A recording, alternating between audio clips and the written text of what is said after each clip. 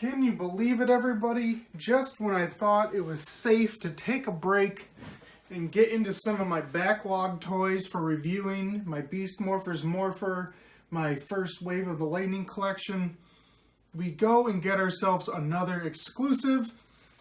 And hey, it's still in the Lightning collection, so that's good.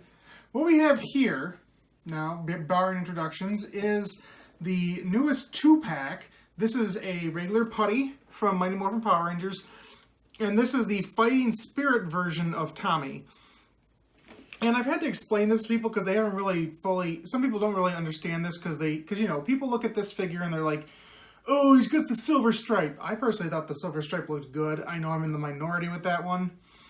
And, you know, he's got the white Blade Blaster holster over here as opposed to the black Dragon Dagger holster that should be over here. But the thing you have to realize is that this says Fighting Spirit Green Ranger, which means they decided to do a version of Tommy specifically from the Fighting Spirit episode of Dino Thunder, which actually means this is incredibly accurate because they watched the episode and said, hey, here's some inconsistencies, let's put them in the figure. Because, let's be real, guys, we're going to get, more than likely, a regular Green Ranger figure on its own, you know, down the line as a single packaged figure. So don't worry too much. This is a special version. That's what you're getting here. And so this is a special 2-pack again, and it's going to be at limited retailers. I got mine at GameStop today. It's also available on Entertainment Earth, the website, and it's going to be on Hasbro Pulse. What's interesting is that this figure was supposed to come out at the end of the month. August 31st is the retail date. Now, the Hasbro website said it was going to ship it around the 12th, 13th, something like that. But even this is still early, the one that I got at GameStop. So, I don't know why, but I noticed that in the last couple of days, everybody said they were seeing it at GameStop, and ours was no different. Popped right up. I walked in yesterday, actually. They had nothing. Walked in today because I looked at the GameStop website. And that's a little bonus for you guys out there that that don't know this. The GameStop website locator is actually incredibly accurate. If you find something you want and you hit the store locator, it will tell you very specifically what stores in your area have it and don't. It's always been accurate for me. It's how I finished out some of the rare figures from the Legacy collection from Bandai. And it's just been totally invaluable for me. It updates very, very frequently. It's always on top of that sort of stuff. So that's good. But I don't want to, you know, keep rambling on that. I want to open up this figure. As far as the box goes, it's very similar to the one if you've watched my Jason 2-pack unboxing. If you haven't, please check it out. It's the last video I uploaded, and I'll put a link at the end of this video for it if you need that. But it's the same sort of idea where they two-tone the box for the two figures. You got the nice green here. You got the putty gray over here. And then you've got your little images. You got your Tommy face, and it's, again, painted accurately for the figure with a silver stripe. And then you got your Putty face on the side.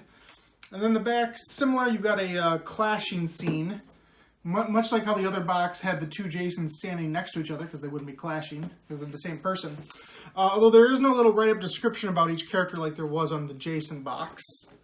And then, you know, basic info on the bottom, colors on the top. And that's really all you need to know. So we're going to crack this bad boy open. For those who watched my last video, I talked about how the black paint came off the handle on Jason's sword. And I did some research. I posted some messages on message boards. And it seems like everybody has that problem. And supposedly that problem also exists with the Red Ranger Dino Charge Tyler figure with his weapon. That the black paint just flakes right off. Although it's pretty easy to fix it. You can use like a black Sharpie, you can use a paint pen, paint like a nice little clear coat over it if you'd like. Very easy to fix on your own, but it is a very weird problem to have in general. But again, those figures, if you watch that review, I loved them. And you know, you'll see if you check those out. But it's a minor issue. Let's see, what do we have here? We have a little piece of paper that is It just talks about the Australian commerce and New Zealand commerce. Huh, interesting. No, just a little bit of just some warning instructions, not actual toy instructions. And again, I love these little backs. If you actually trim this down or folded it properly, it would actually make a really nice display case. If you have like a Detolf, which I have to store figures, it's a pretty common figure storage case at IKEA. I think this might actually fit pretty well in there. Something along these lines would make a nice little backdrop. Give it a little bit of individuality. Okay, so here you have the figures. They typically give you 2 extra hands, and they do here, let's see, so Tommy's got, let's see, he's got a completely closed fist and one that's open for a weapon, and then his other 2 hands, there's a fully open for like a karate chop hand, and then there's a partially open one that I believe the fingers are in the position to play the dragon dagger, which is very nice. And again, we got this little rubbery bit of electricity for powerful attacks. Got a dragon dagger, just like you have in the Jason figure. Oh, I should pop these out as I go through them. See? Karate chop! And play the dragon dagger. And then you have the Sword of Darkness. Very nice. Fully molded plastic. Pretty decent looking. Let's see. I'm just worried if things are going to flake off in my hand, you know? But no, this one looks good. And the Tommy head, they decided to go with a ponytail version of Tommy, which, I wonder, because if it's the Fighting Spirit one, because technically he's talking to his past selves, I don't know if I'd want to put maybe a Dino Thunder head in there or a Tommy when he was the Green Ranger head. That's interesting. Maybe I would have packaged both. But it's a pretty good likeness. I've noticed that these faces, some likenesses seem better than others, but I think this is a pretty solid young JDF head. And then accessories over here for the Putty. You got it kind of a little concussion blast, blue one for him. And his hands, he's got a open hand, a closed but open for a weapon hand. And then over here, one of the extras is the fully opened, I'm gonna get you, gonna grab you hand. And then the other cool thing is that his other hands are weapon hands. Some of the Putties had weapons, some didn't, but he's got the giant like mace hand. Very cool. And you can actually kind of see like little fingers attached to it. And then the figure itself has the claw sort of sword hand that we would also see. So I'm going to pop the Putty out. Popping that Putty. Okay, so the first thing I would say is that I wonder if the gray is a little too light in color. I feel like the Putties were a bit of a darker color, although it does seem that's more of an American footage thing. Oh, you know what I do remember is the Putties in the original pilot. Their suits look almost like shiny plasticky, and that's kind of what he looks like a little bit. One negative I would say is that I think the little black marks, you know, the little slashes, don't go all the way around. I kind of figured they would, because the Ranger colors tend to go all the way around, so that is a bit of a negative. I think the way the head, it's very nice how it's molded here, where it looks screen accurate, and by screen accurate, I mean it looks kind of like a costume, you know, like you can see like the fold here, where the plastic mask meets the spandex covering of the head. But the details, I mean, the little rocky, grainy details in the hands are very, very nice. It definitely, I mean, this is definitely the best Putty we've ever gotten, and we definitely don't get too many Putties, and I'm saying definitely too many times, which is a verbal crutch I have been trying to get rid of. Let me see how I want to stand him up. Come on, Putty. Come on, Putty. Where do you want to go?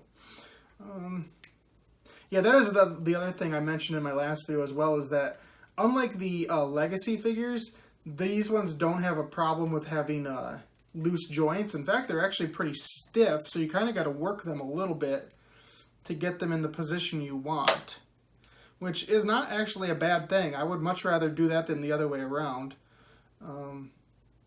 Let's see.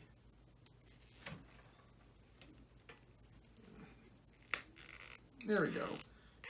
See, his hand was going in the wrong direction. I'm like, what is up with that? So I'll put on a regular hand. So, and I like the boots got the right shine, the American style version of the boots. I'm liking that. The belt, I think maybe should be a little bit darker in color just to stand out from the rest of the figure. But that's a personal thing again. Come on, this right foot. There we go. There's it, got some movement out of it. Did not want to move very well. And that's what I needed to actually get him to stand up properly, was that foot. Okay, so let's go on to Tommy. Check him out. The other thing I mentioned with the Jason figure that's the same with the Tommy figure is that the shield is interesting in that it's not molded on. I mean, it fully moves around. Although I don't think the arms, maybe the arms do come out, but I don't want to try that on my own. I'd find someone braver than that. But so they're not in a position where you could take the shield off. Although, you know, so that's another personal thing. Some people might want to try to do that. But I like it because when you have the shield like that, you can actually see underneath. And it's nice to actually see the full diamonds and know that it's not one of those things where they're like, oh, the shield's going to cover it up so we don't have to paint down there. You know, that sort of thing that we have experienced with Bandai with certain figures. Other little things that I don't think I've mentioned before with the last review is I do wish the Morpher was a little more protruding.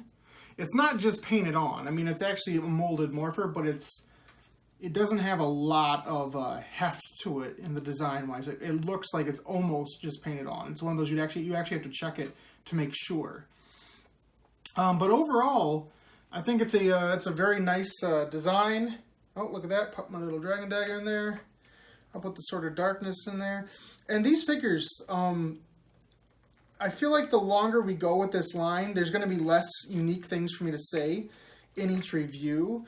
Because honestly, when I look at these figures, I'm like 90% satisfied with them. The other thing I would mention is, say let's compare them to the Legacy figures and then Figuarts. Legacy figures, these are definitely better than them. And at the same price point, that's important. These things have human proportions. They have actual sculpted heads. They stand a lot easier. They have better accessories because honestly, maybe you're out there, but I don't know anybody that enjoyed the build of Megazord pieces that came with the Legacy figures. And they weren't a horrible thing, but the problem is that fans were thinking, this is my line of thinking too, was that I would rather have more weapons, more accessories than a piece of a Megazord that feels like it's just there to try to convince me to buy the rest of the figures in the line. As far as, say, the Figuarts are about twice as much. They're about $40 a figure. And, I mean, they still are more detailed than this. They don't have human heads, but the weapons always have more details, more paint apps. There's usually like 5 or 6 hands. They'll give them like individual little morphers they can also hold. You can move the fingers in a much more detailed way. There's more joints, even though these have a lot of joints to them.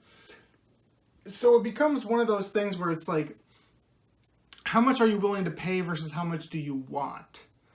As much as I like Figuarts, buying a $40 figure of every character is a lot. These at $20, you are getting a ton of stuff. I feel like you're getting your money's worth. Oh, and that's the other thing, if I didn't mention it before. That is the price of this. It's $40 because you're getting 2 figures.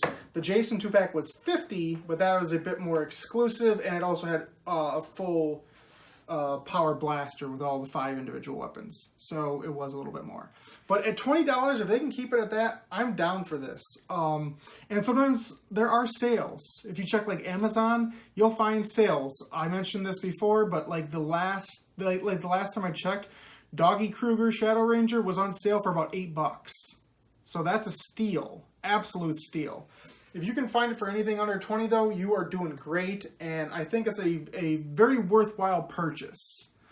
And I think that's all I really got for you today, guys. I'll put these guys a little front and center for you as I finish up here. As far as my next reviews go, they're exactly what I said in the last video.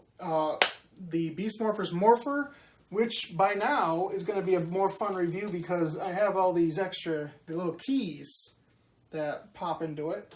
So we'll get some fun stuff out of that. And then I still have to do the first 4 Lightning Collection figures. Lord Zed, White Ranger, Shadow Ranger, Red Dino Charge. I'm going to get to those in one video as well. But until I get to that next video, I really hope you enjoyed this, guys. As always, please like the video, comment, subscribe, share this video. Anything you can do to help me get the word out, get more eyes on this sort of stuff, I would really, really appreciate it. I'm just a small channel, you know, I don't edit my videos. I'm not looking to become the next YouTube star, but you know, it's just something fun for me to do. And so if more people can see it, I would really appreciate it. It would mean a lot to me, guys. So until next time, I am Jeremy, aka Captain Subpar, saying to you forever and always, I am going to be King of the Geeks. Top me fell. I knew it was going to happen. I knew I was going to stand up and at least one of them was going to fall. I'm okay with it being him. If anybody knows that I'm not a big Tommy fan, I'm good with that. You know who I am good with?